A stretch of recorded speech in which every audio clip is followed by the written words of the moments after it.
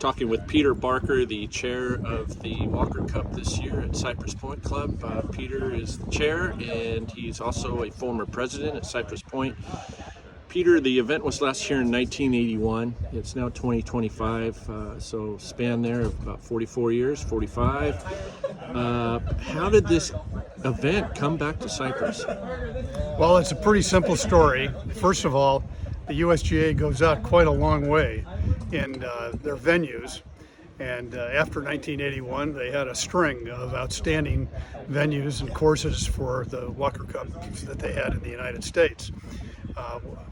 We saw how wonderful the Walker Cup was at the National Golf Links of America, and then we saw how great it was at, prior to that was at Chicago Golf and elsewhere. And when I was president, the board discussed the fact that maybe it was time for Cypress to get back in the rota.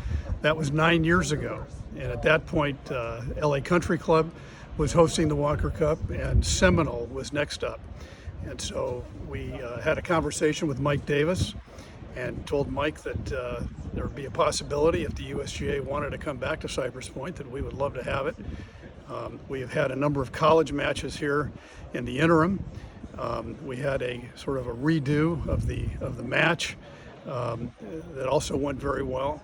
And we felt that perhaps the time had come, especially after watching how well the USGA was conducting these events. So when we had the discussion with Mike, as I said, 9 years ago, we said to Mike that the predicate for Cypress Point hosting, of course, would be no change to the course. We did not want the Walker Cup to be an excuse for modifying the course which we had strived to keep in its original condition. And our philosophy here has been to polish the diamond, not to recut it. And so what you see here is as best we could get it to the original 1928 course, and restoring bunkers and whatnot. But that had nothing to do with the Walker Cup. Mike was very enthusiastic about the possibility of Cypress Point hosting it. And his comment was, for a match play event, this would be superb. Length will not necessarily be rewarded. This will require shot making and players to think and strategy. And given some of the other courses that they had been at, such as Chicago Golf and Seminole, which aren't very long, just like Cypress Point is not very long, those venues worked out terrific for this kind of an amateur competition. And that's pretty much the story on how we got to where we got to.